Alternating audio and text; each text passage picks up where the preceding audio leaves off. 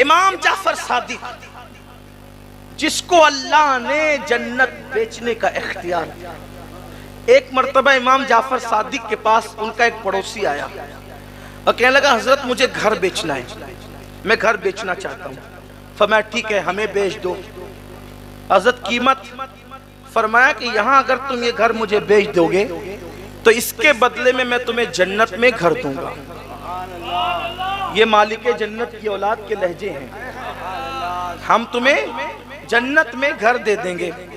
कहा हजरत, लेकिन उस दौर के लोग भी कितने सच्चे सुच्चे थे, अकीदे के अच्छे थे। उन्होंने कहा हजरत दस्तावेज तो तैयार करनी होगी ना, तो आप हमें लिख के दे दें, घर आपका हम लिख के देते, जन्नत हमारी आप लिख के दें। इमाम जाफर सादिक ने लिख दिया, हमने इससे घर लिया, उसके बदले में जन्नत दी।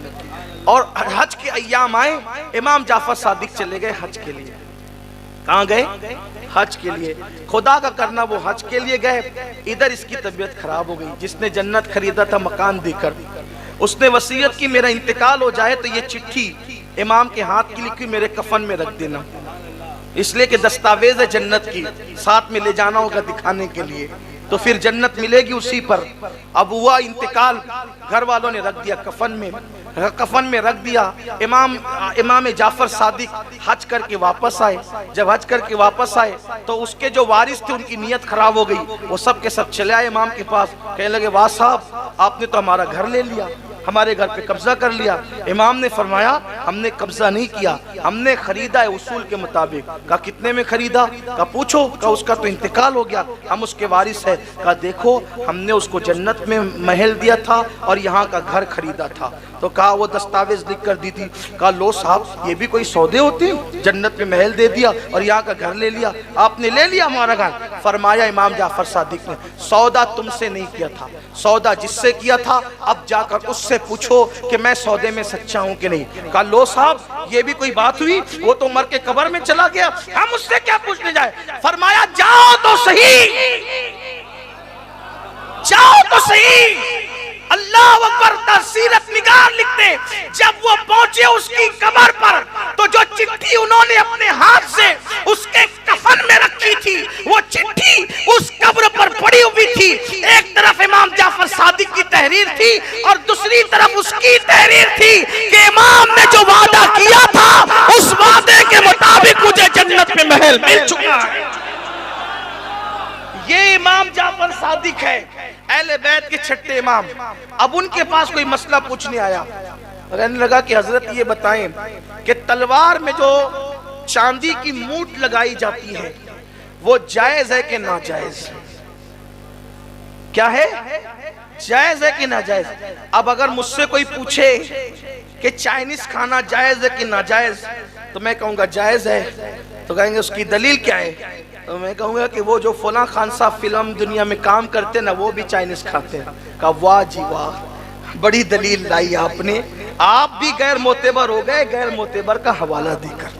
सही यही ना भाई, जायज बताना है तो उसका हवाला दो, दामन निचोड़ दे तो फरिश्ते वुजू करे, हैं? यही तो है, यही तो है। कहा कि भाई ये डिश खाना जायज है कि ना जायज? वो फला खान साहब का हवाला दिया नाचने वाले का, तो मैं गैर मोतेबर हो गया। लेकिन अगर मैंने ये कह दिया कि अल्लामा अख्तर रज़ा खान साहब को मैंने करते देखा है, यहाँ भी खान साहब है ना, लेकिन ये कह दूं कि अल्लामा अख्तर रज़ा खान साहब, जिन्हें हम और आप मोहब्बत प्यार से ताजुश शरिया कहते हैं, उनको करते देखा है, कहा नहीं अब बात मुकम्मल है। क्यों? क्योंकि जिसके किरदार पर, जिसके ईमान पर, जिसके तकवा पर, जिसकी परहेजगारी पर एतमाद हो, वही जात हवाला बनती है। और जिसके तकवा पे, परहेजगारी पर एतमाद ही न हो, जो आदमी खुद डाउटफुल हो, वो क्या हवाला बनेगी? उसका हवाला देने वाला खुद जो गैर मोतेबर हो जाएगा। अब इमाम जाफर सादिक, तवज्जो कर रहे हैं आप, इमाम जाफर सादिक जो हम हनफियों का हवाला, जो शाफियों का हवाला, जो मालिकियों का हवाला, जो हम्बलियों का हवाला, जो बहलूल दाना जैसे मजहूब का हवाला, जाफर सादिक सब का हवाला। बल्कि जो लोग फिक्ह हनफी मालिकी शाफी को नहीं मानते, तो वो लोग भी फिक़्ह जाफरी को अपना हवाला मानते हैं। हो गया सबके लिए हवाला, दोनों फरीकैन के लिए हवाला।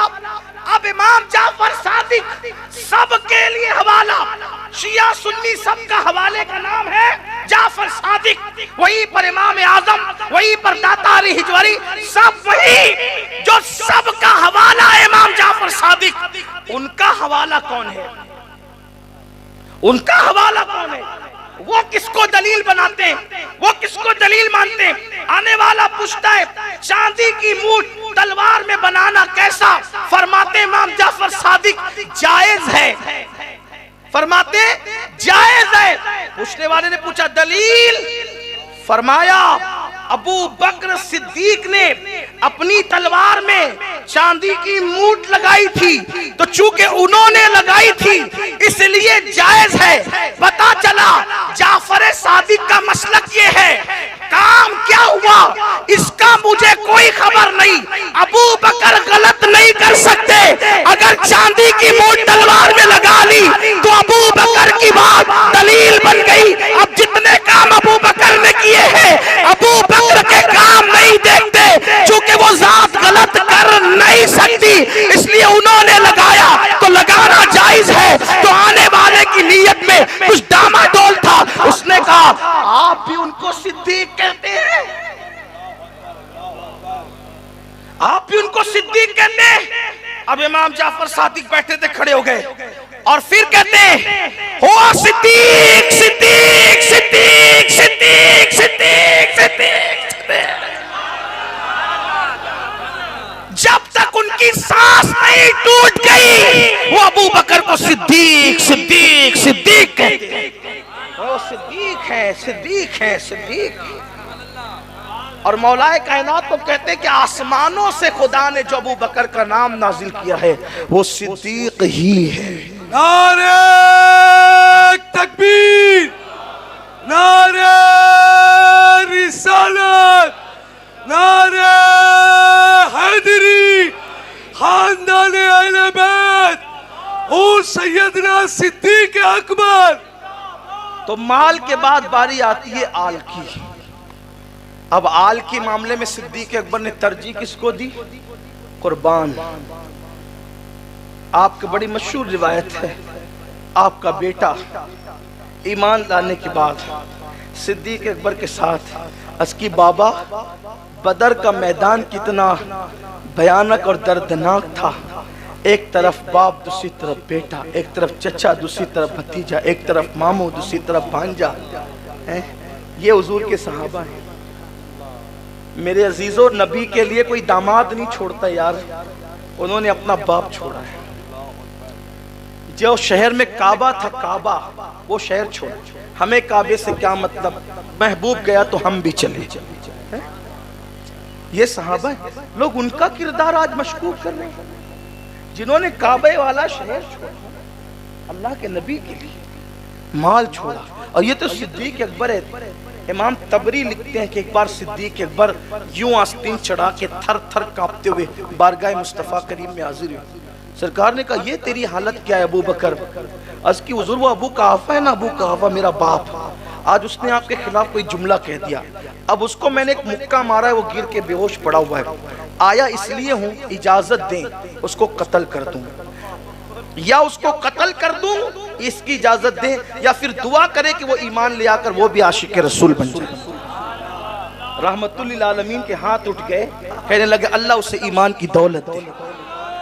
फिर सिद्दीक अकबर का मुकद्दर ये हो गया कि उनके अब्बा भी सहाबी, अबू बकर सिद्दीक खुद भी सहाबी, उनके बेटे भी सहाबी, उनके पोते भी सहाबी।